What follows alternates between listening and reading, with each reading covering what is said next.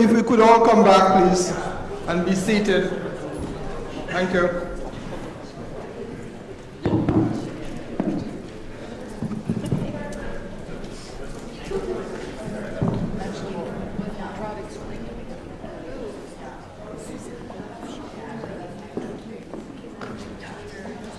Those persons at the, what should I call it, the coffee table. Get them all in.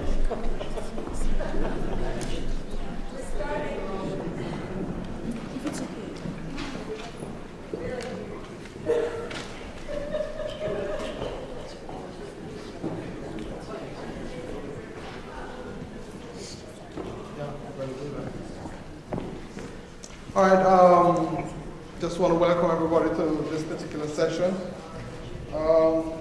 We are going to follow the usual protocols. There are speakers who speak for 30-35 minutes max, and then we'll open the floor for discussion. What I would like to do in the protocol I'd like to follow for discussion would be to take 2 questions at a time, not more than 2, so that we can get some back and forth, and then try and move around the table rather than to collect all the questions and then have persons respond, to each question in their final comments. We're not going to do major introductions. Just to say, I welcome both professors, Eduardo Cadava and Bonnie, particularly Bonnie, who is now my colleague here at Brown. So I just want to welcome both of them. And really turn over to Eduardo immediately. You can hear me, everybody? Okay.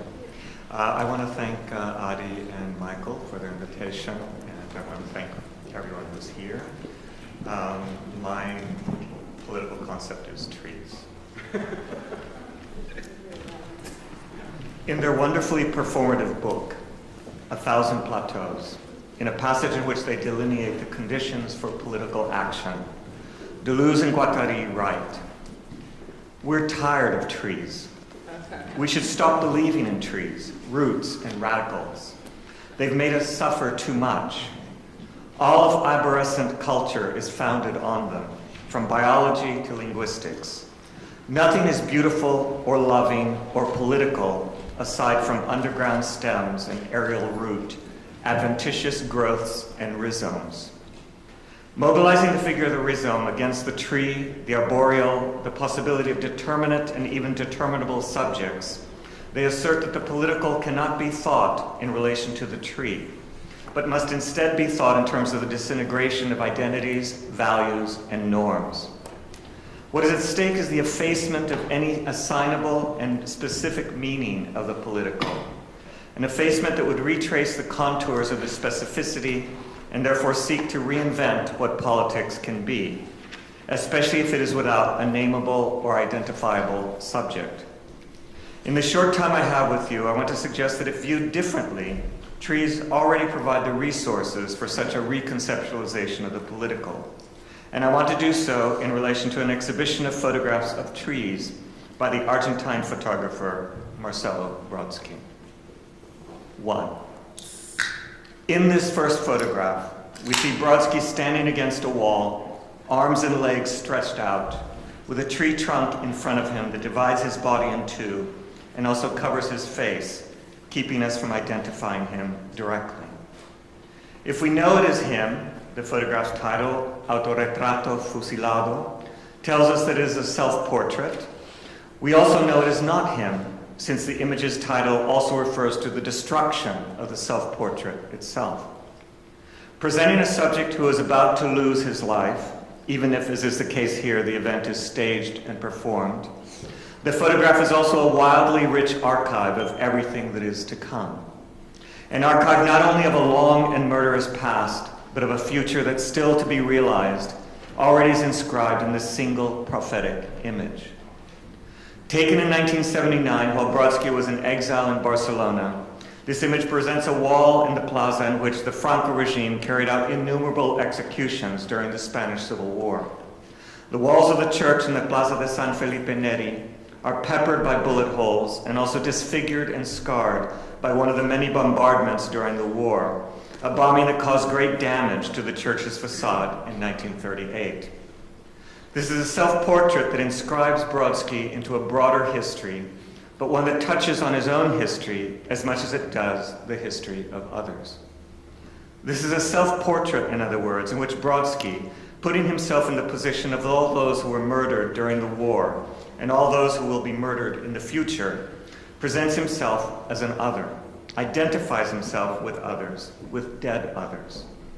If he is both himself and not himself in this photograph, it is because the image suggests that a self-portrait is never simply the portrait of a self, but rather a kind of archive, a network of relations, a set of historical traces that, giving us several contexts in which we might situate the subject, also prevent the subject from ever being self-identical to himself.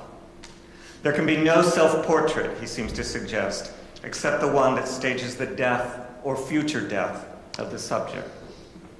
This point is reinforced when we recall that the Church of San Felipe Neri was built on the site of what during the Middle Ages was a Jewish cemetery. The plaza belongs to a site of death, to a site devoted to the memory of the dead. This fact seems encrypted in this first image, like a kind of secret, since in combination with the tree trunk that divides him in two, Marcelo's limbs, his arms and legs, form a kind of hexagram, a Star of David, a figure that surfaces elsewhere in Brodsky's work and that signals his own lineage and inheritances. In this way, the photograph identifies his identity with the tree, itself a privileged figure of genealogies and familial identifications, preventing us from viewing him directly, from identifying him straight away. The tree nevertheless forms part of his identity. This identification between Brodsky and the tree is scarcely an inconsequential one. It belongs to the veritable forest of images that together ask us to think about the innumerable trees that punctuate the trajectory of his work, from its very beginnings to the present. This visual echolalia between persons and trees, of course, has its antecedents in literature. In a passage that occurs within a meditation on how to keep the dead alive, on how to preserve the past, the American writer Ralph Waldo Emerson, for example, tells us that there is a link between man and trees. Indeed, he envisions trees as mournful men and suggests that the tree becomes the sign of a new kind of cemetery. The tree gathers nourishment through its roots from the dead, and releasing its breath into the atmosphere enables the living to breathe. As Branka Arsic puts it, the dead become part of the breath of the living. That this is the case is confirmed by the four images that follow this initial image and that exhibit the relation between life and death. The first, an image of Brodsky and his brother Fernando, taken in 1966, and showing them together in a tree, and the next three, showing them playing Jugando a Morir, playing at dying in the same year, surrounded by trees. In these photographs, Nando's disappearance and death are already inscribed, and even marked proleptically by the tree in the center of the three images, taken in Yelporá, whose leaves have turned and fallen. If these photographs of his brother as a child already bear the traces of his future death, it is certainly because at the moment in which Brodsky later views them, Nando has disappeared. But it is also because the photographs, at the very moment they were taken, already had mortified and immobilized their subject. Whether or not the brother is already dead in the image, then literally dead, he already will have experienced a kind of death. What survives in a photograph, what returns in it, is therefore always also the survival of the dead, the appearance of a ghost or phantom. Within the space of the photograph, the dead always are alive, and the alive are always dead, without being dead. Putting the tree at the very center of this first image, Brodsky presents a figure that, bringing together the living and the dead, he also is Jugando a Morir in the image, circulates throughout the exhibition and permits us to trace the shattered and fragmented roots, branches, and as if in a kind of book, leaves on which he has traced his own most important photographic and mournful motifs. An image that evokes the death and violence that punctuated the Spanish Civil War, an image that corresponds to a site of memory and memorialization. This first photograph seals within its surface all the themes that, like a kind of red thread, traverse the entirety of Brodsky's work. Among so many others, identity, disappearance, death, mourning, memory, and testimony. It is no accident that this is the image that Brodsky chooses as his first image here, as if we have to view it, to pass through it, in order to see his other images, as if we can only begin to approach his other images through this one. 2. But what is a tree? And what is it especially when it appears in photography? Can there be a photography of trees, a philosophy of trees, or even a politics of trees? I would suggest that if a photography, philosophy, or politics of trees were possible, it would perhaps have to start with a trace or archive, with a thought of the relation between life and death, survival and destruction, and remembrance and forgetfulness. My suggestion here can be elaborated by considering the first image that opens the sequence of the visual correspondence between Brodsky and Pablo Ortiz Monasterio, a correspondence that involves the sending of images to one another and the superimposition of this practice onto an epistolary exchange. If much of what follows takes its point of departure from Brodsky's correspondences, it is because, in a very real sense, the photographs of trees that comprise this exhibition appear as a set of visual letters that Brodsky sends both to us and to himself, a kind of epistolary conversation across his photographic corpus. I would even say that it is impossible to engage the exhibition without first having passed through the correspondences, and not only because of all the trees that punctuate them, or because of the way in which trees themselves are figures for several different modes of correspondence, but also because what makes the seriality of the exhibition's images legible is their multiple correspondences with the other images in the series, and even beyond. In the exhibition, for example, Brodsky places this image immediately after the childhood images of him and his brother. It is an image of trees whose branches are intertwined with one another, as if they formed a kind of lacework or set of graphic tracings, and through which the play of light and shadows is legible and hidden at the same time. As a figure of life and genealogy, of nature and relation, the tree also is an image of the archive. We might even say that the tree is a photograph of these correspondences, or another instance or version of them. Indeed, the tree that would naturally cite both nature and genealogies bring together the past, the present, and the future, at least if it were given an iconic aura, as it seems to be given here, is more than spectral. The shades of black and white cite the origins of photography, while the entangled and interlaced branches suggest the knot of relations in which we live, which is perhaps why Monasterio's response to this image presents an image of a bearded man in front of a tree, with his beard itself a figure for another set of entanglements and tracings, a kind of facial forest that, because hair renders the very life of the body uncanny, insofar as it represents that part of the living organic body that most closely resembles dead inorganic matter, embodies a confusion about the limits of life and death, embodies, that is, the photographic site itself. A kind of exfoliating network of markers and citational agents, the tree of life or genealogies is a spectral tree that touches or contaminates, even as it is touched by, vast archival networks, and not only within these correspondences. This is why it also is a figure of relations in general, and like all genealogical or family trees, a figure of inheritances and legacies.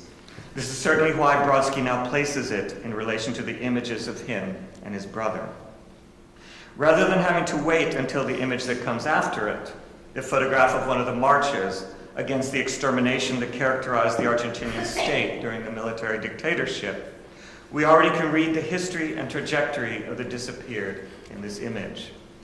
In other words, while it is certainly true that after the image of the march, this one, Brodsky and Monasterio can only speak of absence, of legacies, of different ways of honoring and remembering the disappeared, including the burial scene that follows the march scene, the image of Brodsky's books, Memoria en Construcción, Buena Memoria, and Nexo, all of which are organized around a meditation on the disappeared. The childhood image that I already have evoked, and that Brodsky sends to Monasterio, in which he and his brother Nando are playing Jugando a Morir in a green field surrounded by trees, not produced in response to Monasterio's image of a little girl with her hands covering her eyes and a little boy pretending to shoot her, but rather drawn as his response to Monasterio's image from Buena Memoria, and therefore an image of him and his brother taken before his brother's disappearance, but displayed after it. All the images that join the image of the march to the Day of the Dead, another means of honoring and remembering the dead and the disappeared, and of enacting the relation between the living and the dead. And Monasterio's closing response to this childhood image, a response that, because Monasterio recognizes Brodsky's image from Buena Memoria and understands its relation to the future of Fernando's disappearance, takes the form of an image of a man who, crouching down on his legs and looking away from the camera, is next to the outline of an absent body on the floor. I wish to suggest that these traces of the disappeared already are legible in the image of the tree that inaugurates the correspondence with Monasterio. This is confirmed not only by the images that follow it in the series it begins, but also by its relation to an earlier set of images, and not just to one. It is in fact impossible not to read this first image, this tree of life and genealogies, this family tree of relations that joins the past, the present, and the future together, in relation to Brodsky's earlier photographic project, the Memory Forest. Indeed, the photograph that opens his correspondence with Monasterio is a close visual rhyme of the image that opens the Memory Forest, and it is simply entitled Entwined, Entrelazados.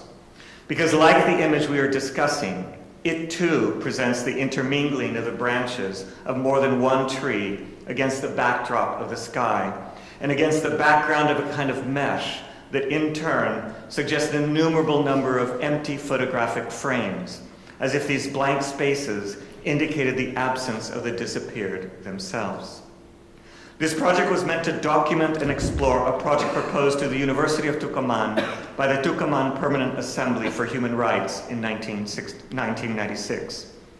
In accordance with the proposal, families of the disappeared were invited to plant a tree in memory of those relatives who were the target of the state's terrorism. Among other things, what interests Brodsky are not only the acts of memorialization that the Memory Forest represents, a forest composed of the trees and also the photographs that Brodsky takes of them, but also what happens to them in time as the trees grow or wither, and as the marks left behind by the families to identify the trees with their lost ones themselves progressively deteriorate as a result of their exposure to water, winds, and the erosive effects of the weather. The image that opens the correspondence with Monasterio, then, inevitably bears the traces of this earlier project, and therefore asks us to read it not only in relation to the images that follow it, but also in relation to the several histories and contexts sealed within it, to the innumerable experiences commemorated, displaced, and ciphered by it. When we encounter one of the many trees that populate Brodsky's photographs, we are confronted with a figure that, circulating throughout his corpus, signals memory, forgetting, life, death, perception, blindness, violence, the archive, the intersection of the earth with the heavens, the relation between the visible and the invisible worlds, an avatar of the human. In each instance, the tree at which we are looking is never simply a tree, but rather a figure that bears all the connotations and associations that throughout Brodsky's works have gathered and accumulated within it. Brodsky's trees form an archive of everything they have signified, both inside and outside of his images, and also across time. It is because the traces encrypted within these photographed trees include references to the past, the present, and the future, and in such a way that none of these can be isolated from the other, that these trees are never present as such. They are not reducible to what is visible on the photograph, to what could be presented to us as a theme or recognizable as this tree. Instead, they are a form of remembrance, a mode of gathering, but one that can never be comprehended or gathered in its entirety, since they are divided and fissured across the multiply heterogeneous traits that they bear. Traits that, interrupting them, also interrupt any possibility that we might be able to identify them in a determinate fashion. Brodsky's trees tell us, in other words, if they can tell us anything at all, I am not a tree. The tree tells us what is true of all of Brodsky's figures. None of them are ever only themselves. Indeed, the play between forms of nature and body parts, between fruits from trees and the organ of the eye, is legible in several of the sequences of this correspondence, since in the photographic world that we are given here, natural phenomena, bodies, forms, and patterns can correspond with one another, can rhyme with each other, even when this rhyme remains imperfect. This is why, in relation to these correspondences and to the correspondences that comprise the exhibition, our eyes undergo a kind of training. But not a training that would lead us to seeing, unless this seeing could be said to begin in the dark, in a kind of blindness. This progression is staged, for example, in the movement from 1, the image of the book that is held open by a hand to a page, on which we find the naked torso of a woman holding a tray that covers her genitalia, and on which are two small round objects that, topped by another smaller round object, mime the woman's breasts, but also suggest a pair of eyes. 2, the image of a hand that extends downward along the trunk of a tree, what books are of course made of, including the one just mentioned, suggesting again the transmission that signals the relation between the previous image and the one that follows them, another image of a tree, but this time with a kind of hollow that looks like nothing more than female genitalia. 3, 2 apples that look like both eyes and breasts. 4, a close-up of 2 open eyes which are not necessarily human eyes. 5, the image of an older woman with blue sunglasses through which we can see her closed eyes. 6, the image of a little girl who holds 2 small round fruits over her eyes that double as eyes but also block vision. 7, the image of the little girl who holds her hands over her face and eyes while a young boy pretends to shoot her. 8, the triptych from Buena Memoria, in which Brodsky and his brother are playing in a field and whose final image shows the 2 children laying on the grass as if dead.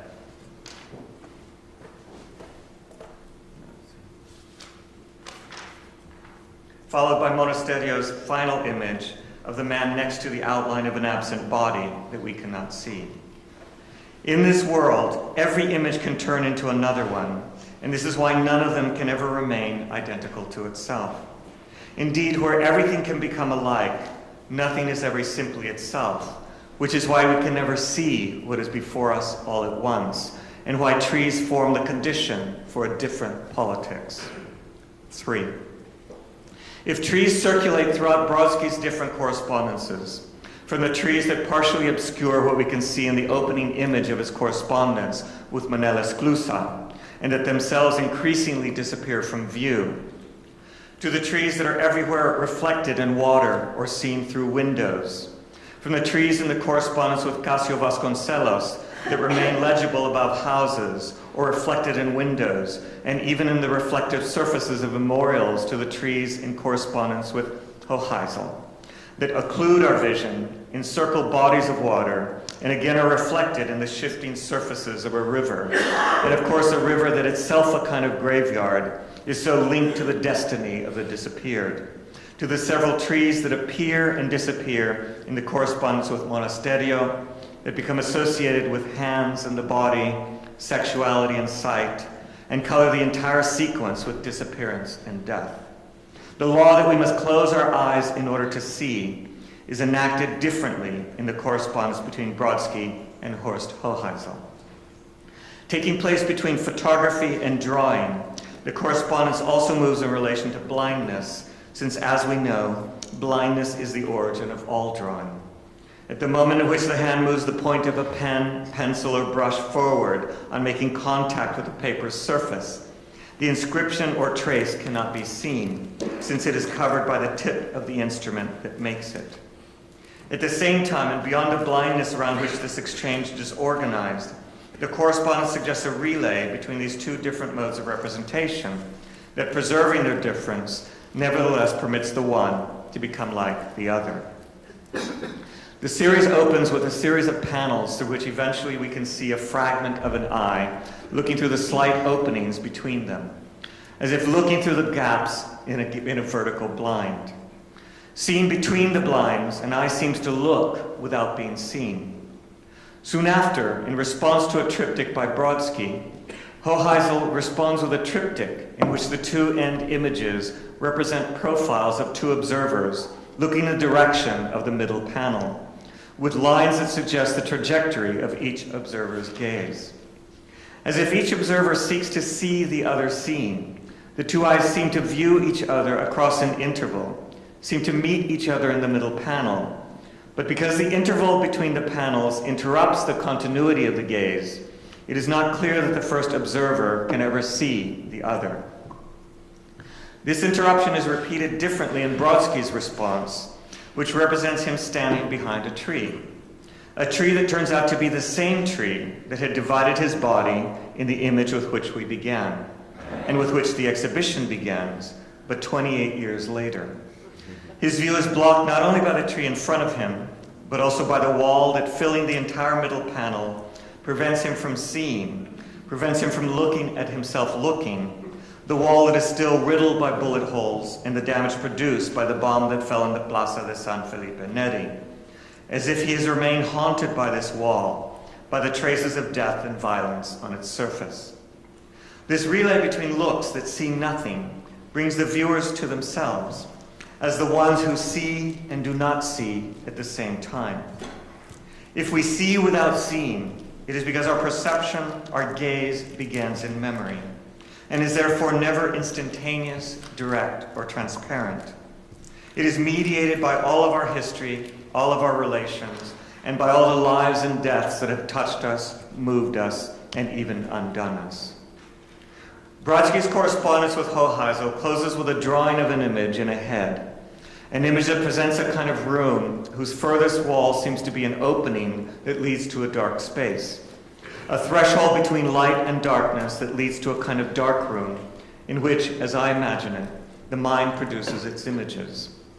In the depth of the mind's eye, a picture is taken or recalled, a picture that emerges in this photographic space in which I may find myself, but as the one who is never simply myself. Since in the act of memory or perception, I am never alone. Since I always see through the eyes of others, through the archive of memories whose traces now form the mediating lenses through which I view and therefore do not see what is before me. This is why we will never know if the stories we tell about what we think we see as we look, about all the trees that punctuate Brodsky's work, will ever touch or engage the images before us. And this is why these correspondences have to be begun again and remain without end.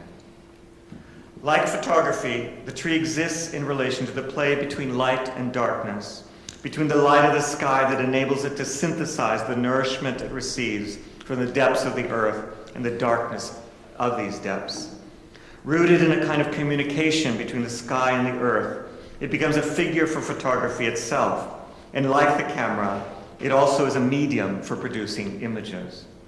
By casting shadows across itself, the surface of the earth, and the bodies or objects nearby, the tree works like a photographic apparatus, and in its collaboration with the light of the sun, recalls the earliest photographic experiments, including those of William Henry Fox Talbot or Anna Atkins, whose photogenic drawings were among the first efforts to produce images without a camera. The shadows produced by the trees in Brodsky's photographs are descendants of these early modes of inscription and reproduction. The relation between photography and descendants, legacies, relations, reproduction, memory, and life and death is staged in the final images of the exhibition, a series of images of Brodsky's family that are bookended by two images of Brodsky looking at the same tree behind which he had stood in Autorretrato Fusilado nearly 30 years earlier, and which reappear in the correspondence with Hoheisel. In one, as we look at the image, he is standing to the left of the tree, looking directly at it, and in the other, he is standing to the right of the tree, again casting his gaze directly at it. In these closing images, however, rather than the middle panel of the triptych that appears in his exchange with Hoheisel, the panel that references the exhibition's first image and everything that it signifies for Brodsky, what appears in place of that panel are a series of images that display the relation between his family and trees, including a blurred image of Patagonian trees, a kind of tangled forest that belongs to the Argentinian landscape, and that, given everything that has come before it in the exhibition, recalls all the relations already encrypted within the figure of trees. An image of Brodsky's two children, Ian and Valentina, up in a tree, in an uncanny repetition of the earlier image of Brodsky and Nando in a tree, an image that suggests in a strong but discreet manner their own relation to the story of his brother's disappearance. Even as, of course, they signal the possibility of a future that might not be a repetition of the past. An image of his family participating in its ritual of hugging trees, a ritual that reinforces the play between trees and persons that circulates throughout Brodsky's work. An image of Gianna playing with Valentina, with Ian running toward a tree in the background. And finally, a recent image of Ian, who is peering through the branches and leaves of a tree in an act of perception that repeats the scene through trees that has been enacted by and even required by the entire exhibition. These images are followed by the exhibition's last image, the right bookend of the triptych that had appeared in the correspondence with Hoheisel, and it reappears here, again like a kind of ghost. In replacing the wall whose disfigurement bears the traces of death and mourning, of violence and disappearance, and of their memory and future, with images of his family and trees, Brodsky closes the exhibition with a very moving memorial to everything that the image with which we began evokes, and with a further suggestion that his family is inscribed within its history, within a history of death and mourning. At the same time, however, by replacing the disfigured wall with images of his living family, Brodsky offers us a memorial that has as much to do with the future, with a glorious survival, as it does with the past. Hovering over every image in this exhibition and punctuating the entirety of his photographic work, the tree bears witness to the enigmatic relation between death and survival, loss and life, destruction and preservation, mourning and memory. It announces the inability of the image to tell a story. It is because of this silence in the face of loss and catastrophe, and in Brodsky the most significant loss and catastrophe has been and remains the loss of his brother Nando, a loss that has touched and continues to touch every one of his images, even when this loss remains invisible and almost undeclared. That the image is always at the same time an image of ruin, an image about the ruin of the image, about the ruin of the image's capacity to show, to represent, to address and evoke the persons, events, things, truths, histories, lives, and deaths to which it would refer. Brodsky's images speak of the emergence and survival of images, that telling us that they can no longer show anything, as when trees stand in the way of our view, nevertheless show and bear witness to what history has silenced, to what no longer here and arising from the darkest nights of memory haunts us and encourages us to remember the deaths and losses for which we remain still today responsible. Brodsky's arboreal images, the many trees that together perhaps form the signature of his work, tell us that we too will one day die. But in the meantime, they stand as memorials to the desire for survival, to the demand that we remember the dead in order to live. These are trees for which we can remain grateful. They enable us to see what we cannot see, in the hope that in this play between sight and blindness, between memory and forgetfulness, between life and death, we might learn how to conduct our lives, how to conduct them as Brodsky does, with trees in our eyes. Thank you.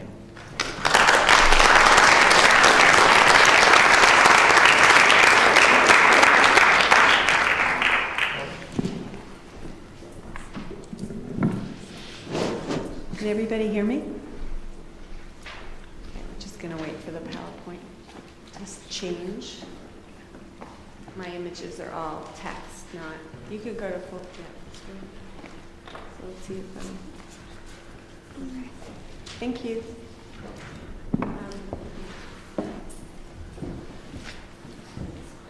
Can you read that? You can read that, right? You can see it?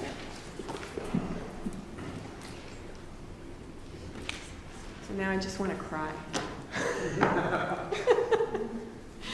It's really powerful talk, Eduardo.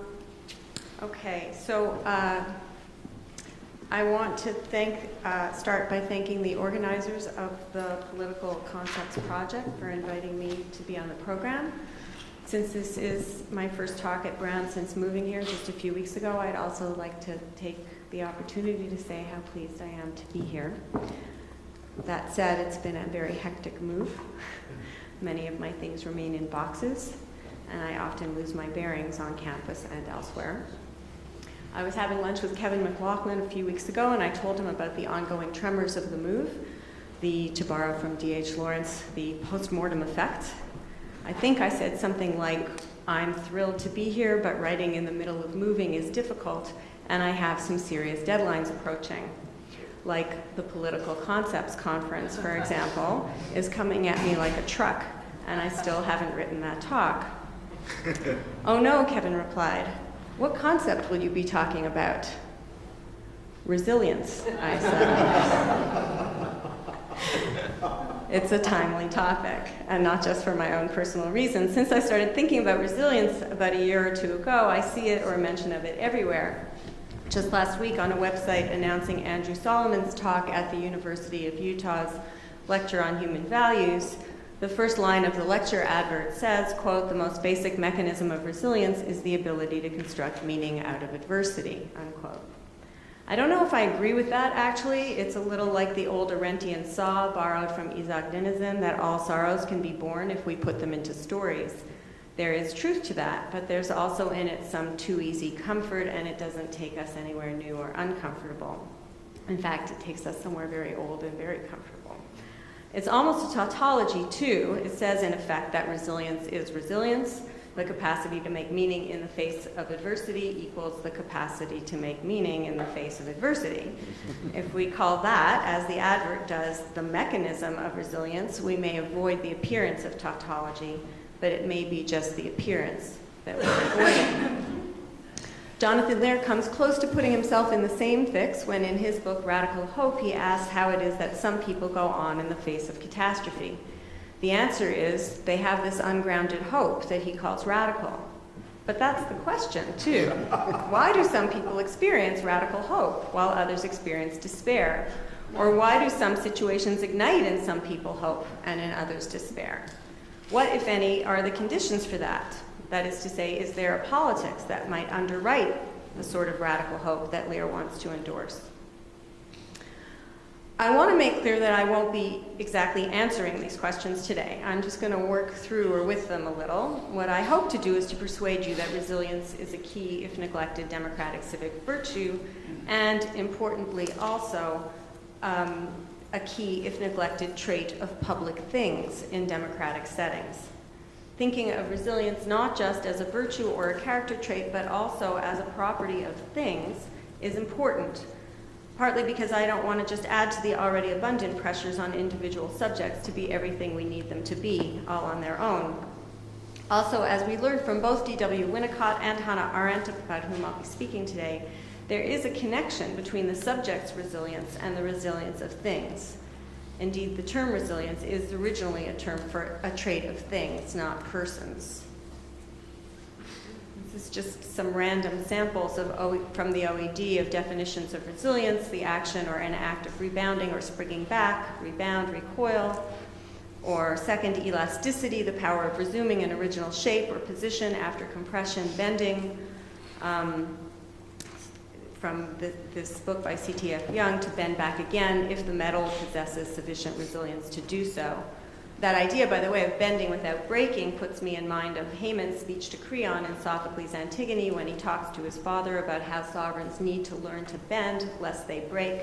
Haman says, "The tree that bends with the wind survives, the one that refuses to yield snaps in two." Hence the serendipity for me of being on a panel with Eduardo Cadava's trees. Third example, the word resilience used without special qualification may be understood to mean extreme resilience, or the work given back by the spring after being strained to the extreme limit within which it can be strained again and again. That definition sounding quite like working for tenure, actually.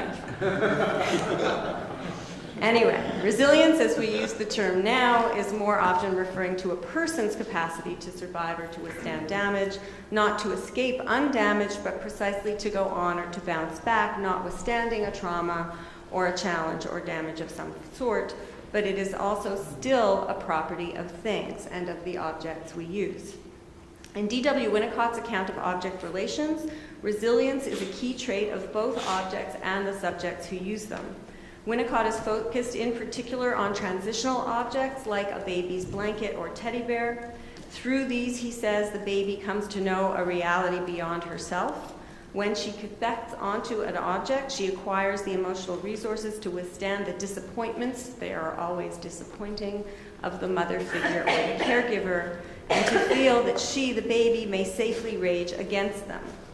When she exercises control over the blanket, hiding and finding it, for example, as in Freud's famous Fort Da game, Freud says she learns mastery or control, but Winnicott emphasizes a different, perhaps even the opposite lesson, that of object permanence.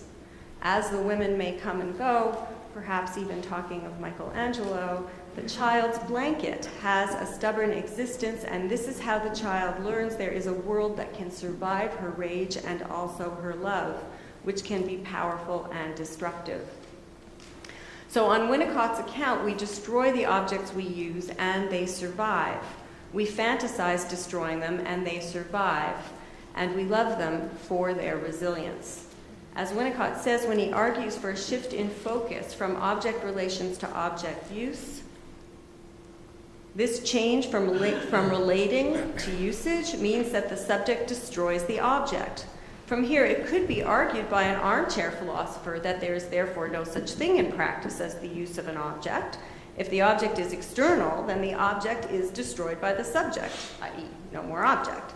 Should the philosopher come out of his chair and sit on the floor with his patient, however, he will find that there is an intermediate position. In other words, he will find that after subject relates to object comes subject destroys object, and then may come object survives destruction by the subject. But there may or may not be survival. A new feature thus arrives in the theory of object relating. The subject says to the object, "I destroyed you," and the object is there to receive the communication. From now on, the subject says, "Hello, object, I destroyed you. I love you. You have value for me because of your survival of my destruction of you. While I am loving you, I am all the time destroying you," in unconscious fantasy. Here, fantasy begins for the individual. The subject can now use the object that has survived. I can't remember, it's Adam Phillips, commentator on Winnicott, who refers to this as the unconscious's Punch and Judy show. What's going on in your head? It is important to note that it is not only that the subject destroys the object because the object is placed outside the area of omnipotent control. It is equally, so it's not just that the object is outside, it's equally significant to state this the other way around, Winnicott says, and to say that it is the destruction of the object that places the object outside the area of the subject's omnipotent control. In other words, by destroying it and it's surviving, that puts it outside of your control. In these ways, the object develops its own autonomy and life, and if it survives, this is so key, contributes into the subject according to its own properties. Okay, so this is just a key phrase. This is fabulous stuff, I think. we acquire subjectivity paradoxically to the extent that the object world is impervious to our intent. That is, to the extent that the object defies our intentions and powers, that is, to the extent that the world defies our sovereignty. So that's not normally how we think about subjectivity in liberal and democratic political theory, which I think is something in favor of thinking more with Winnicott. Note how for Winnicott, the capacity to survive destruction is both a trait we grant to the object in fantasy and a trait we acquire from objects by way of a kind of transference. We destroy the objects and they survive, thanks to them and to us, for it's our fantasy and not just their reality that makes this happen. So thanks to them and to us, when we are destroyed, we survive. This is what the autonomous object contributes into the subject according to its own properties, unquote. This happens when, and I haven't talked about this yet, when there's a good enough holding environment that allows these transactions or transferences to occur. One of the things that makes a good holding environment good is that it offers up objects that are sturdy enough to survive the changing moods, play, and use of the child. Now, although Hannah Arendt never uses, as far as I know, the word resilience, I think it's absolutely central to her thinking about how to make a life, individual or collective, after catastrophe or after revolution, that other world-ending event. Courage is a key virtue for her, as it is for Jonathan Lear, because it belongs to a repertoire of resilience. And all of her work is devoted to documenting the resources of resilience, the material, institutional, political conditions of that psychological trait, or as she might prefer to say, character. And for Arendt, as for Winnicott, resilience is a property of both persons and things, to borrow Barbara Johnson's great title. Resilience, I want to suggest today, is not just a resource for catastrophe, contra Arendt maybe, and it isn't just an issue of psychological interest, contra Winnicott a bit. It's also an important civic attribute in a democracy. That is, it belongs in the repertoire of democracy, not just in that of catastrophe or war or state of exception or emergency or genocide. And importantly, resilience properly understood is a trait not just of persons, as I've said, but also of things. So we just saw this in Winnicott, and it's also key in Arendt, as I'll suggest in a moment. But first, why resilience? Democratic forms of life, at their best, generate clash and constitute some parties as winners or losers, while inviting all of us to try again, even wishing us better luck the next time as we try to have things go our way, whether electorally or by way of social mobilization, cultural invention, intervention, artistic innovation, or popular protest. This is called power sharing, or even taking turns, by writers such as Lonnie Guinier and Danielle Allen. Liberal theorists, deliberative Democrats, and others explore the rules for such sharing and the mechanisms whereby best to institutionalize it: divided government, multi-party systems, electoral practices, campaign funding rules, and so on. It's just my street cred as a political scientist. It's over now. But agonists, with their focus on ethos, spend more time talking about the traits that I think add up to resilience than the more law, deliberation, and institution-centered theorists do. Agonists draw on theorists of ethics and ethos, but also on politics, and join with all sorts of canonical political theorists who've attended to resilience by other names. Machiavelli, for example, theorizes as virtù the capacity to adapt to changing circumstances and the determination to try again after failure. He writes for political actors who might despair in the knowledge that we cannot control half of what happens to us in the world, reassuring us that we can control half of what happens to us in the world. Democracy's resilient subjects need resilient objects, though. And this is where a particular challenge may be posted to democracy by neoliberalism, which in its proliferation and privatization of the public or shared objects of late modern life also undoes their resilience and, to that extent, ours. I think here of libraries, prisons, sewage systems, schools, public parks, borders, hydropower stations and other energy sources, radio and TV airwaves, and so on, many of these currently under pressure of privatization these days. Sometimes it seems like the only public thing we have left is debt, and of course those on the right want to get rid even of that. We learn from Winnicott that the loving destructive child is engaged in a kind of reality testing, as indeed are loving destructive adults too. Their aim is not to destroy the object, but rather to witness its survival and experience the resilient real. Thus, it is key that the object resist and survive the infant's emotional drama. This is a way of reminding ourselves of democracy's task in the face of neoliberalization. Now, survival can mean many things, of course, and the devil here as elsewhere is in the details. But what we take away from Winnicott thus far is some awareness of how the subjects and objects of resilience presuppose and require each other, and how their material and fantasy existences are co-implicated. So I'm going to turn now to Hannah Arendt. We find in Arendt a similar set of thoughts about persons and things, and even some evidence in her work of a faith in, a la Winnicott, the object's contribution into the subject according to its own properties. Arendt begins the work section of the human condition by distinguishing things that we use from things that we use up in use or that spoil when left unused. Plants are an example of the former, shoes of the latter. Plants degenerate naturally, shoes are another matter. Shoes, she says, quote, survive even for a considerable time the changing moods of their owner.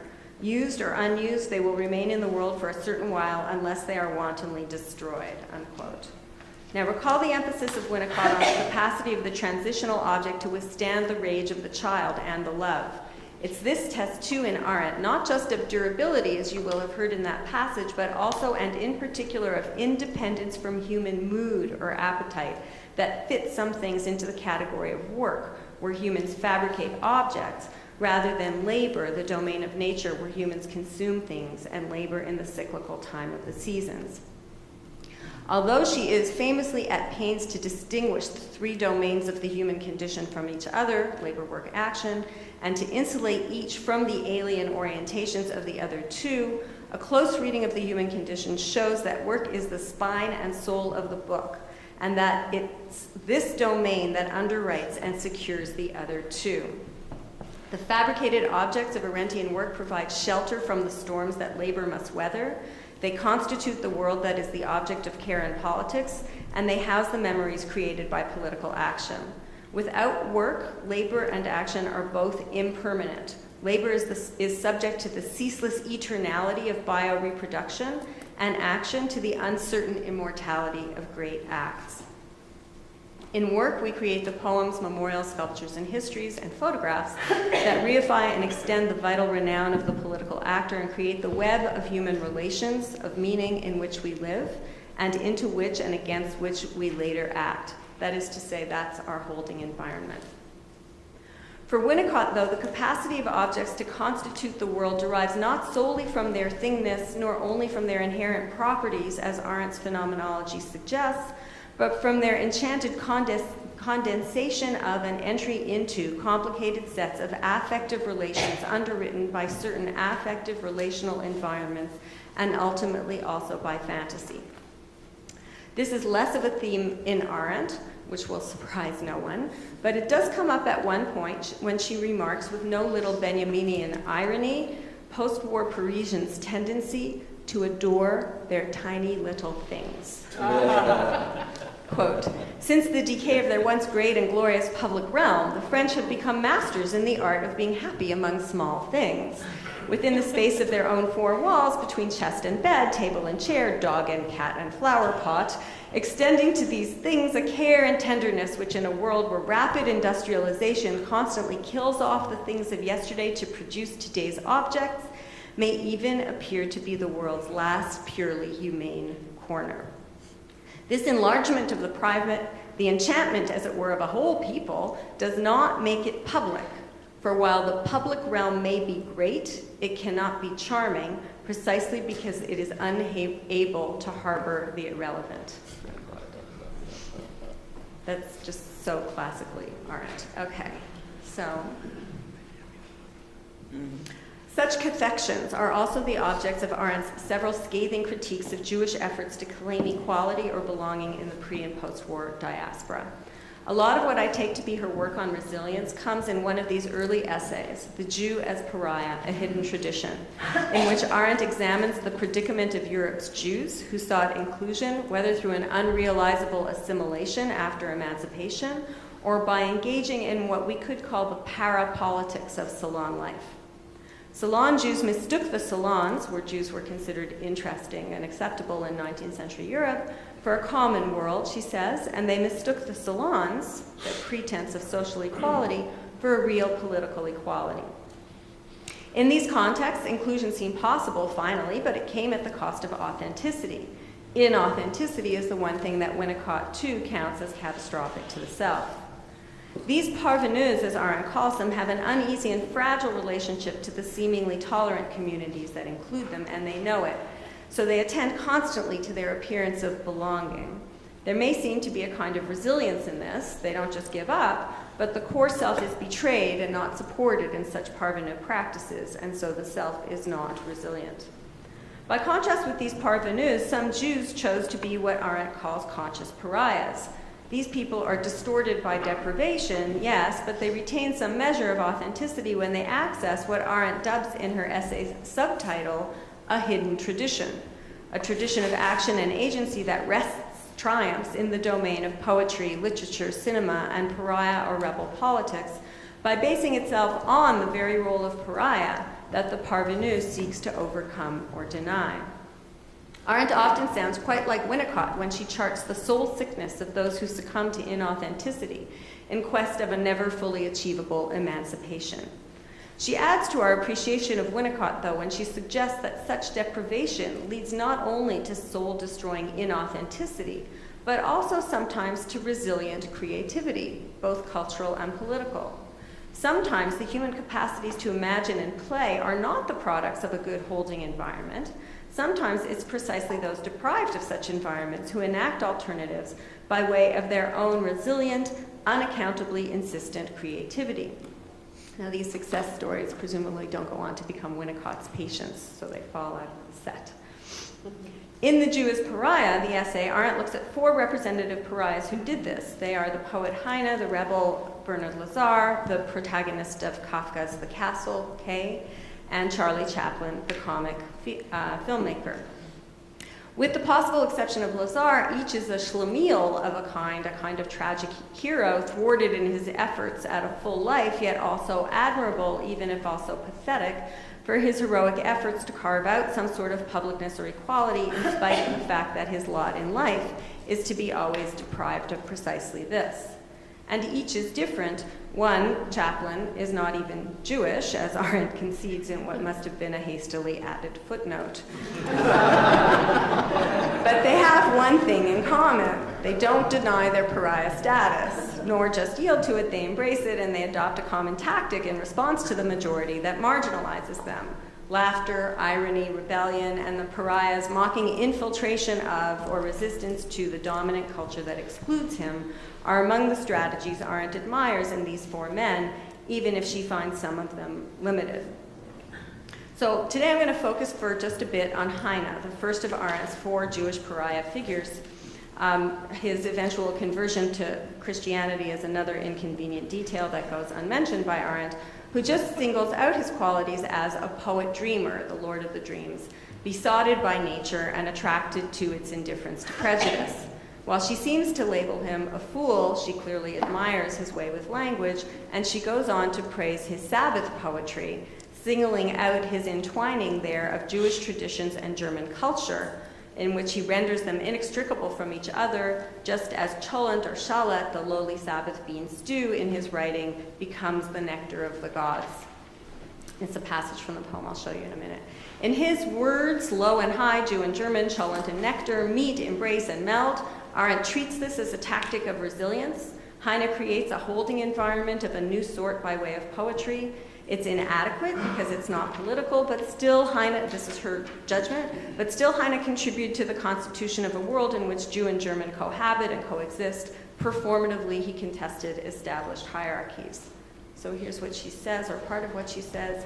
In his poem, Princess Sabbath, the first of his Hebrew melodies, Heine depicts for us the national background from which he sprang and which inspired his verses.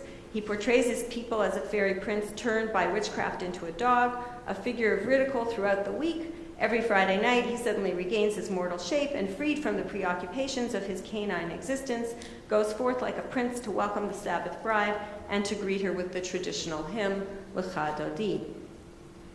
But, unquote, but Arendt, it seems to me, overlooks something crucially important in the poem when she limits the dynamic of the poem to its German and Jewish strands, and when she says that European culture is the destination of Heine's homespun Judaism. The poem's point of departure is actually the Arabian tales of transformation from human to animal or monster. In these tales, a cursed prince or noble is condemned by magic to life as a beast, with only the occasional and temporary respite of restoration to human form. These tales are part of an age-old repertoire of resilience, in which not even a transmogrifying curse can succeed in totally erasing the true self, which reasserts itself from time to time. So those are the, I'm not going to read them out loud, you can read them, but those are that's the opening of the poem, which goes missing on her account.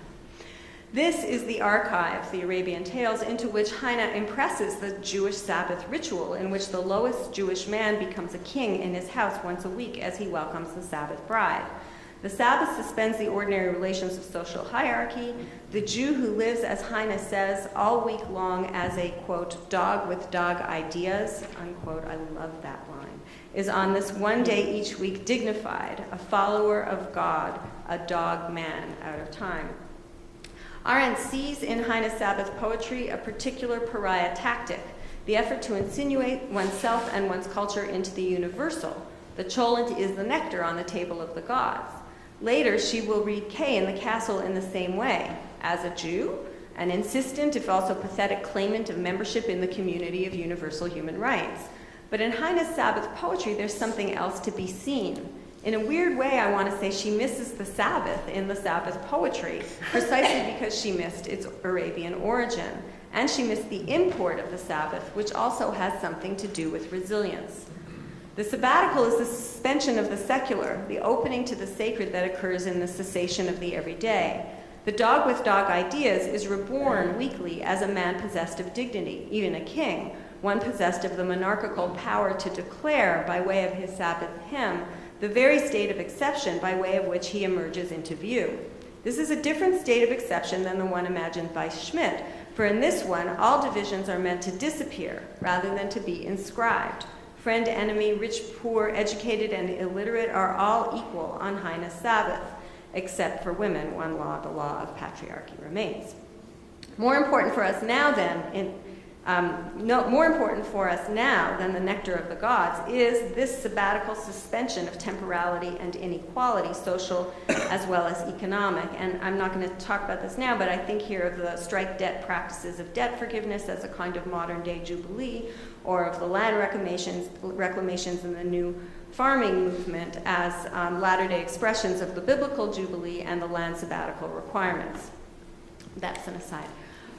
Further, Heine also offers us the worded creation of a multicultural, braided world of difference that wends its way through the Arabian tales, the Greek pagan gods, Judaic monotheism, and the faith of every major worldly religion in rebirth, restoration, and renewal.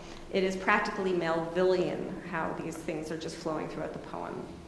Although in her rendering, it's just German and Jewish. In her essay, Arendt allies Heine's Princess Sabbath with a hidden tradition of Schlemieldom, but I want to say it is also, or therefore, part of a repertoire of resilience, an ode to the insistent resurgence of the true self, even under cursed conditions that limit or contain us.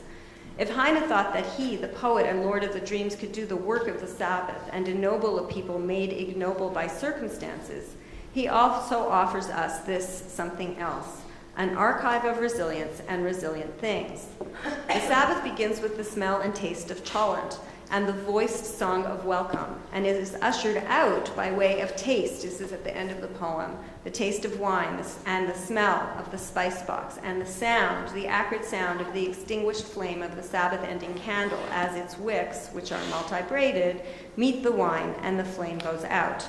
This sensorial Proustian ritual transitions the human back to animality, from a king to a dog with dog ideas, for the week, from sacred to secular time. But the sacred is not broken by the secular's interruption. It will return. It's resilient. If resilience has something to do with storytelling in the face of catastrophe or change, then surely it matters what stories we tell, what poems we recite, and how we interpret them, what which of their details we dwell on, what sensorial triggers we experience. Heine can be what Arendt says, the schlemiel, a benighted poet who has fallen for the unpromising lure of universal nature, or he can be the author of the Sabbath poetry, the story of incandescent, resilient souls who week after week wash off the dust of oppression and division to re-experience equality for a moment, so that it, equality, may, as Franz Rosenzweig hoped and thought it should, find its way into every week, and not just punctuate the weeks in their interminable secular sameness. The objects of the Sabbath ritual, wine, spice box, candle, are transitional objects then, and they contribute into the subject, their traits and capacity to survive. Heine's poem itself could also be counted as such a thing. Why does Arendt not see it that way? Why does she not see Heine as a full conjugator of the hidden pariah tradition that she elucidates, rather than as a pathetic failure in relationship to that tradition? I'd suggest it is because she had not yet come to see poetry as one of work's objects, at least not in a Winnicottian way. This essay comes several years before she turns in The Human Condition to the question of poetry's status or place in the vita activa. Is it work or is it action, she asks at the end of the work section of The Human Condition as she transitions to action. She goes back and forth on the issue. If it's work, it will contribute into the subject. Poetry's oral quality and its intrinsic rather than instrumental quality suggests its action, she muses out loud. But then she says, once we write it down, the poem acquires permanence, and that distinguishes objects from both labor and action. And so there the decision is made. Poetry, textuality, writing are work. Hang on, I have one more thing to say. In the Jewish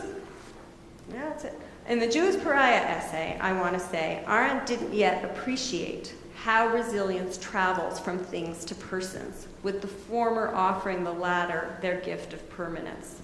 That transference is clearer in Winnicott, but there's some possible awareness of it later in The Human Condition. There, instead of just seeing the failures of the schlemiel contrasted with the politics that she identifies with Lazar in the early essay, there in The Human Condition, we can see the success of thing-making, which even Arendt sees, arguably, when she wavers about the status of poetry as work or action in The Human Condition. That is to say, poetry is almost action, hovering between object and subject. Seeing it that way highlights its power to contribute into the subject and suggests a less hierarchical ordering of her four pariahs, in which we do not, as she does, choose among them for favorites, but are struck instead by their illustration together of an impressive repertoire of resilience.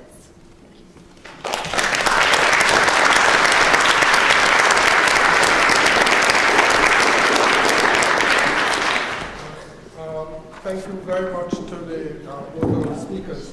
Can we take two questions, discussion, and then two? Yes. Thank you both, Eduardo, very much, and Bonnie very much. I wanted very quickly just to ask you, Eduardo, whether you were actually thinking of trees as a political concept, or trees, as you said, form the condition for different politics. Because this is something that is going to start coming up even more and more in the way in which we're working here with concepts. There's a sort of deflection there. And I want us to sort of really be clear about what we're trying to do. But Bonnie, I'm trying to be very quick, so thank you. Bonnie, this was an incredible analysis of resilience in one way. And I was just so struck by what you decided not to do in this. And people always say, well, why didn't you do X? I don't mean it though. I actually think the side I'm looking at is maybe a crucial part of what is going on here. Because what you emphasized was resilience as the possibility of being a part of not only can construction meaning out of diversity, but the democratic civic virtue, a gift of sorts. My own sort of understanding of resilience right now in this political moment is that it is a key term of the military in the US. That resilience is actually not a site of construction, it is construction of meaning out of diversity, but is construction of the condoning of violence. In a particular way, it is the pharmacon in a very real way. It is so nefarious, so insidious in the way it's being used with PTSD. It is both the poison and the cure. It's not only for moments of catastrophe, it's actually being used to create new kinds of subjects for whom the death of some is absolutely fine and the death of others is not. So resilience, and the reason I bring it up is because for a lot of the terms that we're using, there is a polyvalent mobility in Foucault's sense. They can turn politically in very, very different ways. And unless we can specify the conditions under which they turn one way, one political direction or another, I think that's part of what our accounting here is about, is what are those conditions of possibility that make it turn absolutely toxic and not a other time. We're going to take two at a time. Yes, Eduardo, I really enjoy this. What I see broadly is, I have heard so far many presentations on the work of Brodsky, and I think I have just witnessed perhaps the most perceptive reading of his work. I really enjoy it. I wanted to ask you about the Latin American context of both emergence and reception of his work.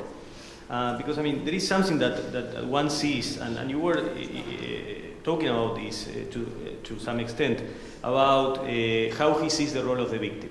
And you were emphasizing the issue of the ideological roots of the process of victimization. Going from Argentina's dirty war to the Spanish Civil War. Obviously, in the context of Brodsky, that's fascist connections that he sees. The idea, in his insistence on the idea of the victims as a loss rather than as an absence, although many times this returns as an absence in the work, and you also suggested that. And I wanted to ask you basically about the context of reception, because currently in Latin America, and especially in Argentina, there is this idea, there is this new turn from, let's say, an idea of the victims as victims, which was typical of the 1980s, to a current insistence on the victims as heroes. As heroes, yes, as activists, as fighters for the cause, and in the worst cases, such as presented in official propaganda of the current administration, actually fighters for the current government. They didn't know it, but they were fighting for it. And obviously, Brodsky's work, is central to this discussion because he provides a break. He still provides a break with this, to say the least, stereotypical view and uncontextualized view of what actually happened. But I wanted to push you a little bit. Looking for breaks, because in many ways, you were following the coherence of his own perception in showing this kind of fluent transition, and yet a coherence, from the 1970s to the last images of his family. He sees a very coherent line. And I wonder whether, in a way that he publishes these pictures at a particular time, right? And he presents an exhibition at a particular time. And I wonder, to what extent, when the pictures were taken, and perhaps in interviews and with Brodsky himself, one could perceive perhaps even a change in the paradigm in his work as well. But this is a question. I don't know. I haven't talked with him. So, when he took the picture in the 1970s, he obviously was thinking about the anti-Semitic rationale related to the disappearance of the brother. This is extremely clear. So anyway, that's my question. Okay. Can we get the responses, and then I'm going to take another set of two, which I've already written down. Well, I thank both of you for the questions.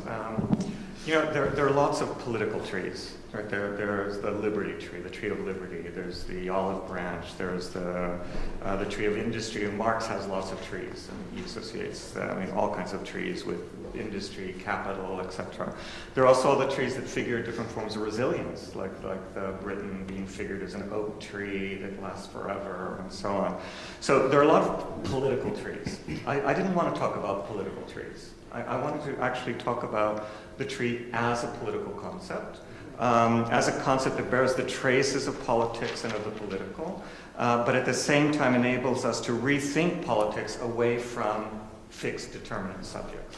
Right? So that I was trying to, among other things, and I could talk about this in another context, but I was trying to rethink issues of subjectivity, the relations between persons and things, the issue of agency, all of these things within the context of looking at the tree as an archive that is more than just a single archive, that is a multiple archive.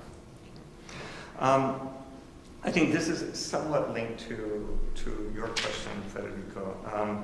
I am aware of the debate. It's exactly as you say. It's all organized around whether or not the victims are innocent, or if in fact they were activists, heroes, fighting for cause and taken by the government because of that activity.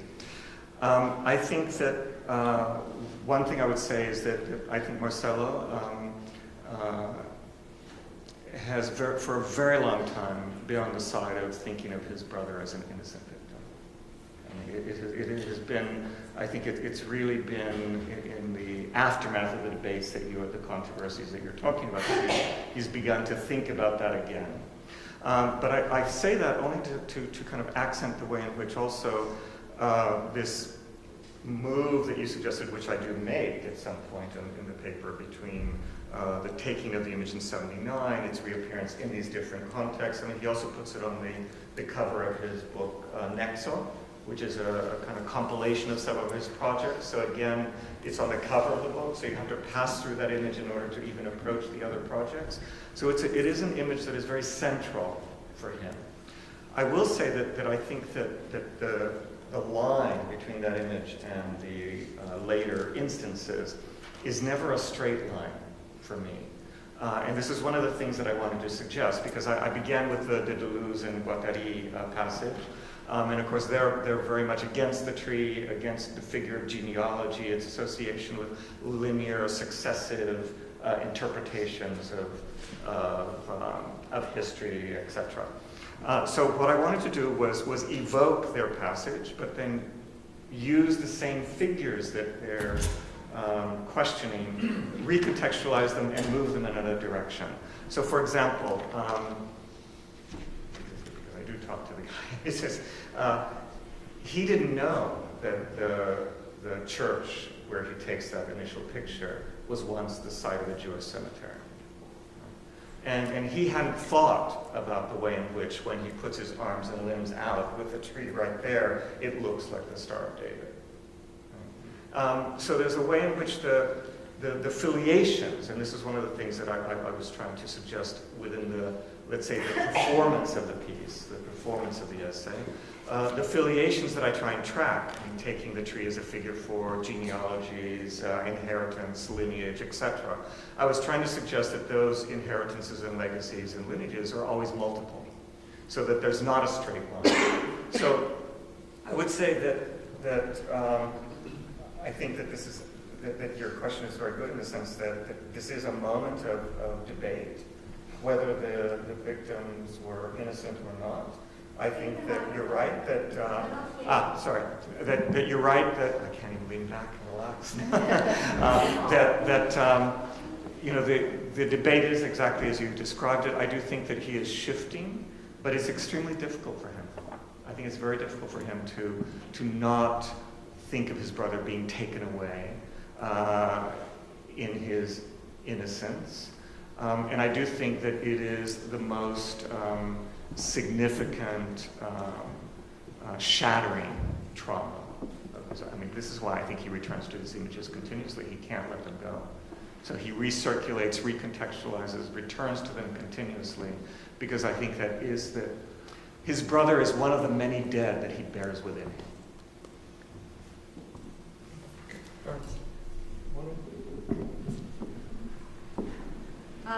So it is actually the operation of the term resilience in the theaters that you described that moved me to write this essay. So I guess I could have had a sentence in there that said it. And I will say that and that's because I gave these lectures, not this lecture, this is for you, but I gave related material when I was in Australia last year. And when I started talking about resilience, they all looked at me like I had just come out as a neo-Nazi or something, because the term there has connotations of just the worst retrograde position when it comes to environmentalism or neoliberalization. It connotes the sort of official neoliberal response to any claim of precarity. Like anyone claims an ecosystem is in danger, and the neoliberal machine says the earth is resilient. So I'm really aware of that, and I think all good terms should be fought for. I don't see why the fact that it's been taken in a really bastardizing way by the other guys means that now we're stuck with precarity, honestly. I certainly hope not. And the way that it gets used by the other side in these contexts is as a quality. It's quite different. If you pay attention, it's the quality of being insensate, the quality of being inauthentic, instrumentalized, rather than this quality of absorbing damage and rebounding back in the wake of its absorption. So I think it's very different, but I agree that I could have said maybe just a little something about that to stage it so that you would see that that's in fact what I'm responding to. The only other thing I would say though is that I heard you say and the words, unless we can specify the conditions under which, and I'm not sure what the threat was then I don't get to talk here. No, you do very much. What I meant is there is a movement. There is a movement in how it's being taken up, and it's not a matter of just like a little caveat, the reason I'm doing this paper is because everybody talks about it that way.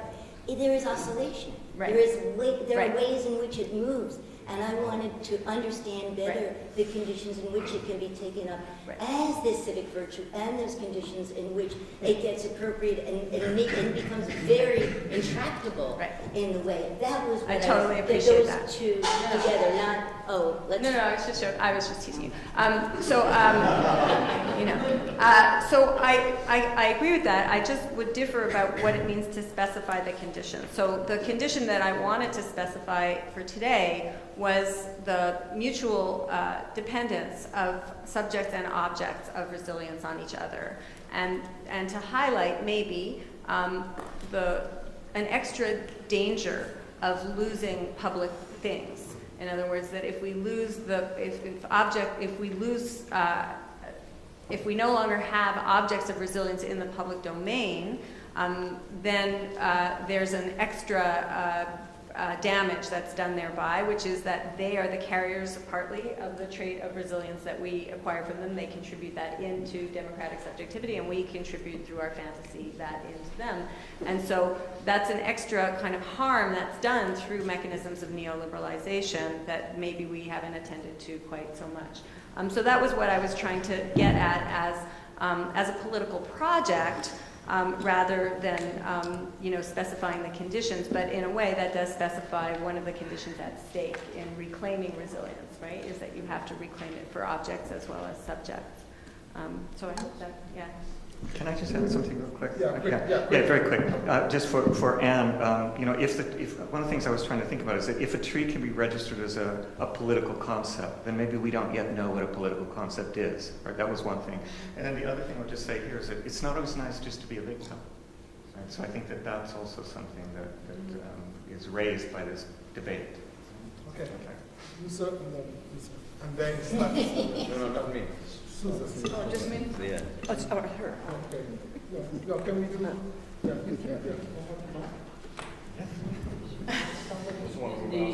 There's a guy. Somebody's been had his hand up a long time.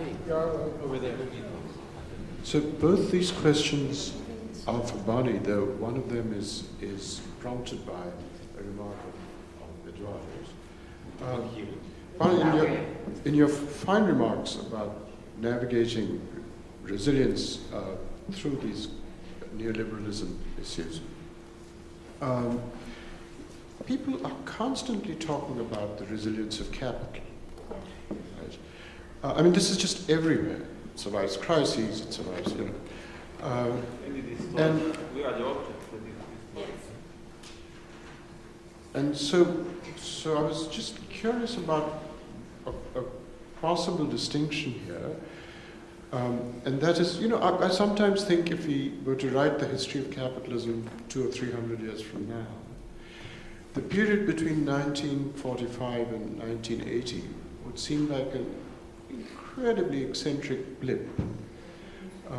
You know, where the welfare states, for God's sake, what's that? And so on. You know, just looking back at the history of capital, it seemed like a very odd thing that people actually tried to constrain this juggernaut. And so I was wondering how much the notion of resilience is one thing when what it faces is constraint, and how much it is another thing when it faces destruction or transcendence. That is, to what extent are we really mistaken, or have been mistaken, this is a familiar point, but I want to just remind us of it, in constantly merely wanting to constrain capital.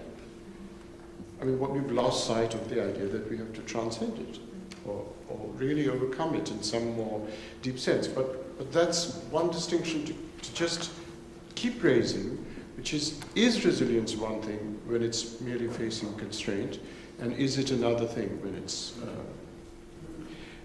and this is now stepping back from the political to a more metaphysical thing. There's in what Eduardo talked about, trees making us see things and enhancing our agency in a way that your examples in Winnicott, but this is much more, I want to generalize it. What is the genealogy of the idea that the object is not merely something in which we are in some responsive sync with, that is, our agency sees the object as merely something to be in responsive sync with, which is really the idea of ready to hand in Heidegger. How did we get into the mentality, or what's the conceptual genealogy of a mentality in which it always is something to destroy and overcome, and then if it resists, then we will maybe come to a higher understanding of its normative and other demands. But, I mean, Freud is absolutely clear. Part of development is to overcome with hostility the hostilities of the object, right, with counter hostilities. It's just absolutely basic to his understanding of child development.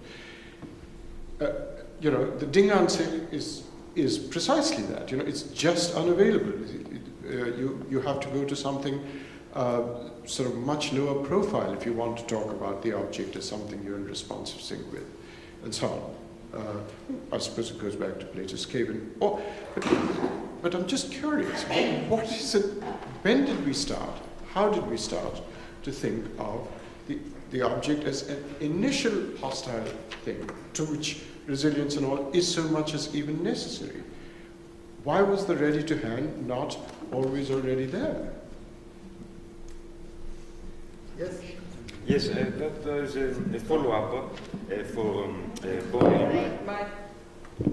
For Bonnie, and I think you are absolutely right to say that resilience relates in a fundamental way to agonistic politics, in the sense that you need to have this capacity to persist and to come back when you are defeated and to try to struggle again. So definitely there is an agonistic relationship with agonism that's very deep. But because agonism has also an element of competition, and there is an organic relationship with capitalism, markets, and neoliberalism, in the sense that in the markets also you need to be resilient. When you are defeated, you make wrong choices, you lose your investments, you have to start again, losers, winners. But also markets also rebound. This is what we hear. After a crisis, they will rebound, they will come back. I remember in Greece, for example, that let's not forget is the worst austerity measures in Europe ever in this and the previous century. We hear politicians saying, but the Greeks are resilient. They can take it. Give them more austerity, give them a bit more demands for reforms. They're resilient, they will make it, we will survive it. Even under those extreme conditions of capitalist exploitation and domination, the Greeks will survive because are resilient. So to go back to Anne's point, I don't know exactly where are the conditions, because there is an agonistic democratic dimension, certainly. But I would say that you need probably a democratic supplement, something to say, for example, collective resilience, or resilience in a substantive matter, something that attributes more than a purely formalistic account of that civic capacity, something that will make it and again, concepts are very ambivalent and polysemic. We need to try to see what are their possibilities, and definitely there is. Now to Eduardo, I very much liked this kind of political understanding of trees in your version, because the traditional political symbolism of trees is usually with nationalism. And I love trees, but I take also the last point seriously. It's the rootness. So whenever they will go settlers to a new place, they will plant a tree and they will say, here we are going to stay. And so there is also this notion of fixity with trees. And if I like trees, to break with the human natural and to go directly to the natural, is also because it's a place for birds. And birds are migratory. Oh, they come to a tree that's beautiful, and then they leave, and then other birds come. So the relationship between trees and birds without humans, let's forget, let's be fully post-human, is even more interesting.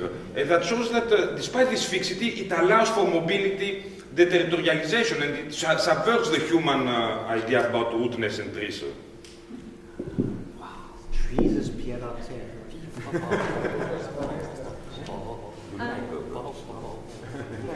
Okay, so I'll say to Akhil, I have had that thought too, so it must be in the ether, the idea that there was this blip of social democracy that later, when the story is told, will be the unaccountable blip, and the rest is this seamless line of capitalism and capitalization in its various iterations.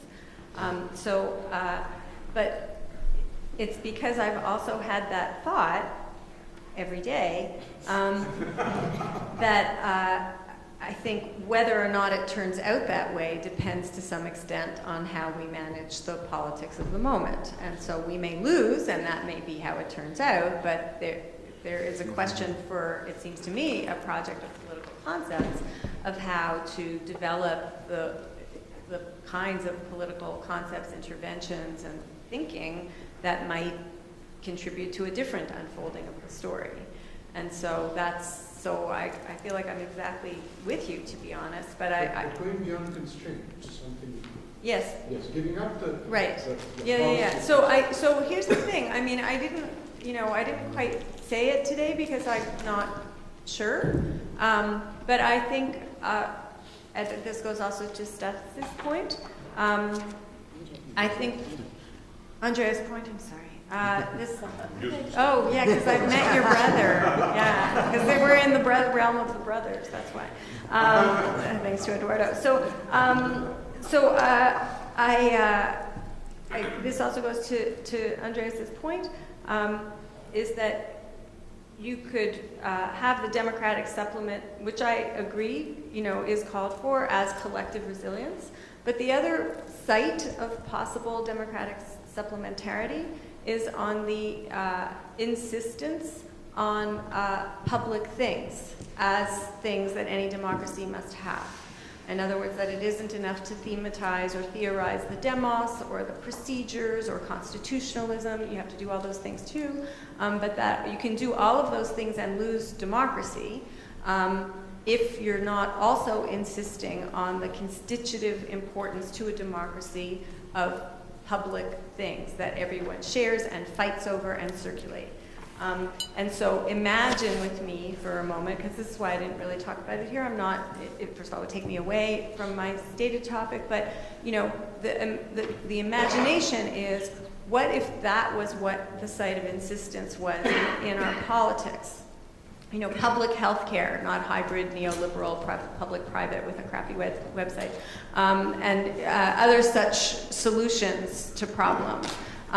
Put pressure on the fundamental premises of capitalism. Not that I'm calling for a revolution against capitalism, it's not in my nature, but I do think that it isn't just about constraint either, that those kinds of insistences put a fundamental pressure on a certain kind of market economy, which is potentially transformative in a different kind of a way. So I would say that.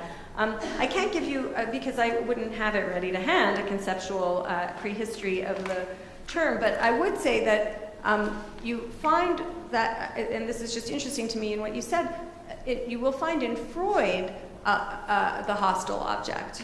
But in Winnicott, you don't find that, and that's why I like Winnicott. First of all, you don't just rage against the object in Winnicott.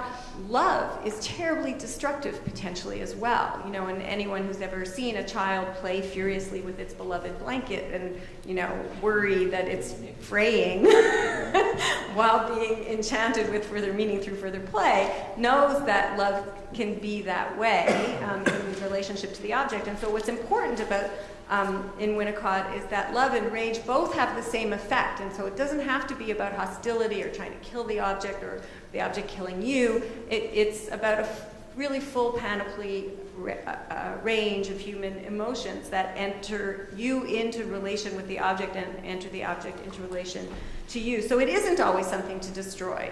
Love is destructive, so you're not aiming to destroy it. That's kind of a byproduct of having a relationship with it. And is there something else I can say? So I think, just to come full circle now, I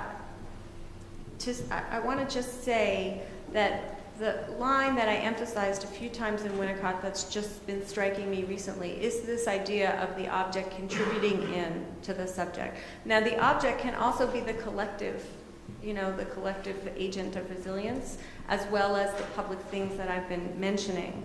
And so maybe that might sound formal, as you said. I accept that there's some formality here, even while I'm reading textural texts. So I don't quite accept it, but I think there's some truth to it.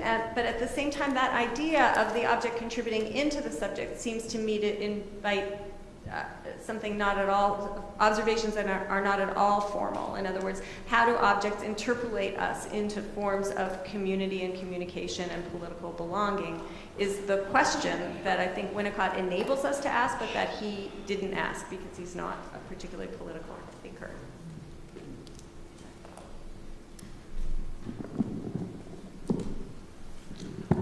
Okay, I actually really appreciate your comments on this, and I'll just very quickly, three quick, very telegraphic responses. The first is, one part of what I was trying to do, of course, was to try and suggest the relation between persons and things. I mean, as actually something that came up in the other talk as well. And so this is this reconceptualization of the relation. It is something that one of the great analysts of that relationship is Marx. Right? Marx, instead of the idea that what Marx was trying to do is expropriate the expropriators and restore the humanity back to the proletariat, that wasn't the case at all. What he was really wanting to do is get us to understand that the rhetoric of the human, the rhetoric of our humanity, goes hand in hand with capital. One of the ways in which capital works is by mobilizing the idea that we are human, so that it prevents us from understanding how thingified, commodified, non-human we are. Right? So I appreciate that. I love the reference to birds. I'm obsessed with birds. But the tree doesn't require the bird to be mobile. The tree is already in advance, however fixed and stable it looks. It's in constant transformation and change in its relation to water, minerals, sunlight, the climate, etc. So the tree is already in advance something that is never the same from one moment to the next, however stable it appears. The third is this idea of the tree, historically political trees being associated in fixed places in relation to nationalism. I like that a lot because, of course, one of the things with the correspondences is that in the exchanges monasterio, this presumably Argentine photographer is corresponding with a Mexican photographer and being marked, influenced, altered by the exchange with Hoheisel's German. But the example that I like the most is the very first correspondence he enters into is with a Catalonian photographer, Manel Esclusa. During the dictatorship, he goes into exile in Barcelona and studies photography with Manel. So when he initiates this correspondence with Manel years later, the image that he sends to Manel effectively is, because Manel was his teacher, also coming from Manel. So there's a way in which you can say, you can begin asking questions about what kind of photographer Marcelo is. Is he an Argentinian photographer? Does he see things through the lens of Argentina when his eyes are already informed by a Catalonian photographer, et cetera, et cetera? So it's a very easy and quick way to show that photographs can't be themselves linked to a particular place, but also that issues of agency exceed a location. All right, I'm going to take one more person standing, and I'm going to post that. Susan, and then Daniel. Okay, I'm going to try to keep it really short. This is to think about the democratic supplement that Andreas mentioned. And one thing that struck me, and I thought it was actually in your paper, is that you were trying to move away from the idea of resilience as a predicate or as a quality of an object or a subject, and instead to think of it as a making, or as you end your paper, work, in the way that a poem is a piece of work. And it seems to me that Winnicott gives you all of that.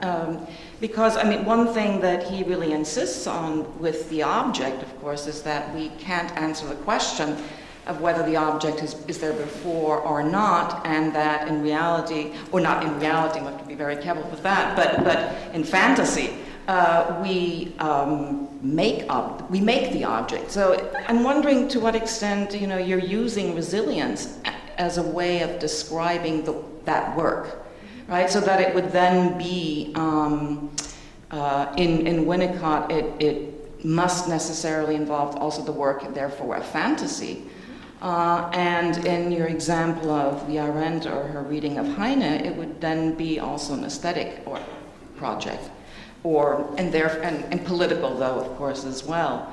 So it seems to me that would be one way of moving away from the capitalist resiliency, you know, which I think really would see it as as predication, right, of a way of stamping the subject or the object rather than being aware of its construction.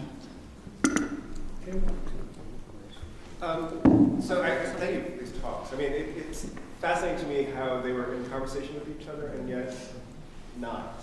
Right? I mean, one way I heard a conversation was around, kind of a secularization discussion, right? Enchantment, disenchantment, authenticity, and the kind of instrumentalization of the subject, right, with the trees. I was thinking, Eduardo, this idea, well, there's a tree that's in a city versus a tree that's out in nature. Right? And this claim that you see these trees and says, I'm not a tree. And I was thinking, well, how do you contrast the memorial forest, for example, to like an arboretum? You know, when you come to an arboretum and you say, oh, this is a maple tree. And then a little sign tells you, no, it's not. It's something else. And that reflects, I think, Bonnie's concerns about resilience and thing-making and authenticity. Right? So there's a thwarting of the subject that happens in the encounter with this tree that the urban order or the curatorial order says, no, it's not that. Right? And so I would be interested to hear this kind of conversation about thing-making and subject-making and thwarting.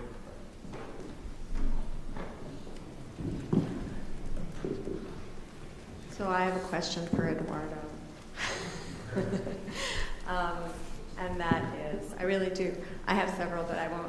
Just in response to this, though, it seems to me that one of the things that occurred in the photographs that you showed us was the amputation of the brother from the sibling relation. There were in several images, there were pairs, and then one's missing. And then the tree becomes the prosthesis of the brother. And so I'm just entering that. I mean, I won't go into more detail now. I'll show you later in your images where I saw that. But so that's a kind of image of resilience, right? But resilience, I think maybe what we get from the two papers together is that, of course, it involves lamentation. You're missing something. Something's gone. And you go on. So there's the prosthesis of photography for your photographer, but there's also the tree as prosthetic taking the place of the brother, and emblematizing family tree. So I don't know if you would accept that that reading of the beautiful thing you did. So Suzanne, I mostly both accept what you said, and you know I could say more about it, but there is what I was trying to say in the paper, which fits with what you said, is that there's a kind of chicken and egg-like quality to the thing and the fantasy, and that they enter into some kind of mutual constitution. There has to be a thing, or the child is mad, you know, eventually. But at the same time, the extent of its resilience, I mean, if you think of a baby's blanket that's completely tattered and barely in existence, by the time they're done with it, you know, there's a fair amount of fantasy in thinking of that as a sturdy, resilient thing that can stand up to the love and the rage of the child. So they kind of presuppose and require each other. I'm not sure I would go with you to say, well, in capitalism we get the fetish, and in object relations we get the healthy object relation, because I think both of them offer, you know, there's iterations of capitalism in which you could have somewhat healthy relations, or markets anyway, somewhat healthy relations to objects, I guess, in some form. And certainly in object relations, things can become fetishes. And so I'd prefer to think about, if I was filling this out, which clearly I should do, I would prefer to think about the dynamics of objectification, reification, and fetishization in both, side by side. To track them. But for both, what it is all about at the end of the day is not so much the object as the authenticity and power of subjects. And so the question is always, what are the conditions of authentic, powerful, resilient subjects? And one of those conditions is resilient objects that are not sort of automatically, over-determinedly fetishized or fantastic, you know, promising to last you forever, and you know, and disappointing you. So that's just. So as an example, I would say, you know, to just illustrate the point that you're making, you know, we have national parks in the U.S., right? And there are lots of different ways of narrating their existence. As vacation destinations, or as constitutive elements of a national identity, or as places where if you go to them, you come into contact with others that you would never otherwise come into contact with. And so there are lots of ways in which they can function at the level of fantasy to support or destabilize nationalist or cosmopolitan identities, but they're public in the sense, and you know, one of them is taxpayer supported, right? And maybe shouldn't be, or should be more so, or whatever. So we have those things, but their meaning is not secured by the having of the thing. And so I that's one of my own examples, and I think it fits well with your. I hope it fits well with your point.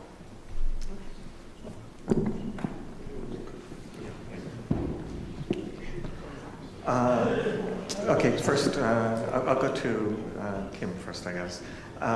You know, I think that there is a difference on the one hand between a tree in a city and a tree in nature, but it's a difference that doesn't make any difference to me. You know, in the sense that there's no difference in relation to the questions in which I'm most interested. Although I think that the way in which those questions would manifest themselves would be different. But structurally, in both instances, and this is part of what I was trying to suggest, the tree is not natural. Right? The tree not only bears the traces of language, history, etc., but you know, if we say that the tree is linked, that the tree's identity is linked to the climate, I mean, to the extent that we know that the climate is not natural, that we help make it, then the tree is not natural, right? So that's one of the things that I was trying to do. In regard to this issue of the brother as the tree is the prosthesis, I like that idea, and the only caveat I would make is that it's a prosthesis that doesn't just signal the brother. It bears all the dead, right? So that when he puts himself in that position, he's already evoking all the dead who've been executed by Franco. So he's looking to the past. He's in this site of the Jewish cemetery, and he's looking forward to all the dead to come, including his brother. Fine, we're almost, we're past 1:15, but if I could just quickly take people who had their hands, and some people go back, not all. I'm sorry. You give up? Okay. Gentlemen in the back who had time? Microphone, please.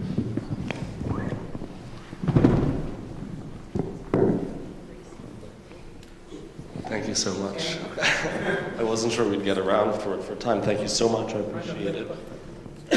If I might just address a brief question to draw out, Professor Honig, the implied link of resilience to a future arc, to a form of promise or hope, utopian or counter-utopian for the individual or the communal, and to link that with the notion of a promise of some sort of future happiness in late capitalism that Adorno would write is always broken. So that one piece, and then a slightly longer question about the link between resilience to ardor or to displays of effort, to demonstrative forms of resilience. I mean, in particular, the way in which the absence or presence of ardor can generate envy in a civic polity. And I'm thinking of, I have in mind what one could take as Adorno and Horkheimer's counterpoint to Arendt's Pariah and Parvenu, which is to say the notion of happiness without power, that the external view upon the Pariah and Parvenu that generated so much hostility had to do with their liberation from the confines, which gave at least the illusion of a form of happiness without power, which was not available for those who were not outside such boundaries.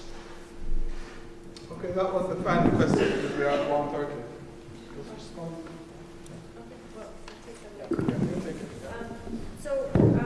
I think it's a great question, and I think what I'm taking away from the session, which is really useful, is to specify the sort of multivariate way in which resilience operates, octopus-like, across capitalism, markets, and all kinds of other things that we wish were less resilient, while appropriating its attributes for a specific thing that we would call democratic resilience. That unnamed is what I thought I was doing, but I think I didn't name it. I was eager to give you the account of what it would look like, and so I left it a little bit unsituated. But I think that would respond, I hope that would respond to a lot of the suggestions and criticisms that I've been very, very usefully getting.